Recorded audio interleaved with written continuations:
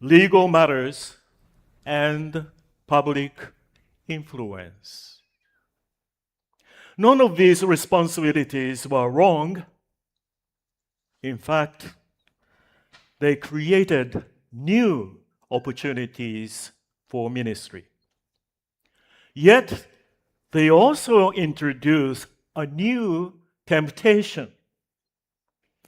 The church could become so occupied with managing its work, and it gradually lost sight of its first calling.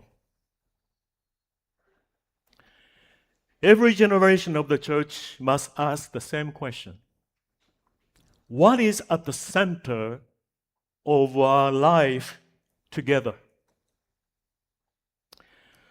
Paul brings us back to the center. Before we are committee, before we are organization, before we are institution, we are the church of Jesus Christ.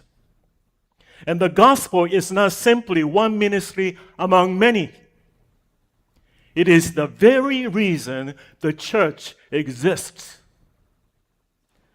Throughout history, the church has faithfully proclaimed the gospel through many different seasons.